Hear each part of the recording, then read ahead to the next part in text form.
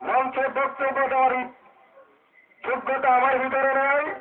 আমার ব্যক্তিগত দু একটা কথা বলেই, কোম্পানির লিডারদের পক্ষ থেকে কথা বলেই আমি আমার আলোচনা শেষ করব।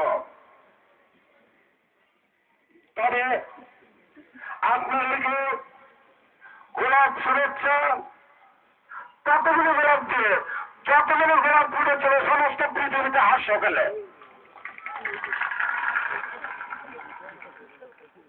আলোচনায় যাওয়ার আগে ছোট্ট একটা গল্প বলেই আমার মূল আলোচনা শুরু করব। একটু মনোযোগ দিয়ে শুনবেন।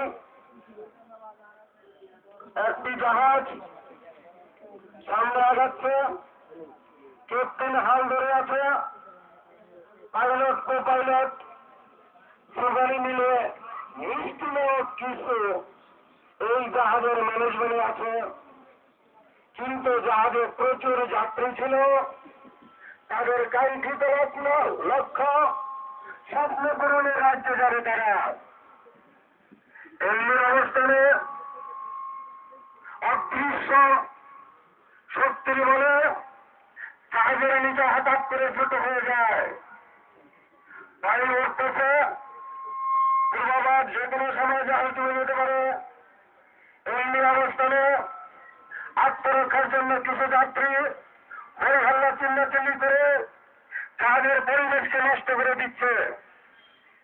হয়তো বা কেউ কেউ এদিক থেকে ওদিকে, ওদিক থেকে ওদিকে ভয়ভীতির কারণে জাহাজকে ডুবে যেতে আরো সহযোগিতা করতেছে। কেউ কেউ নিজের জীবন রক্ষা করার জন্য জাহাজ থেকে লাফায় হামলা করে যাচ্ছে। আবার কেউ দূর থেকে যাচ্ছে, ভাই সাহেব আমাদেরকে বাঁচান, আমরা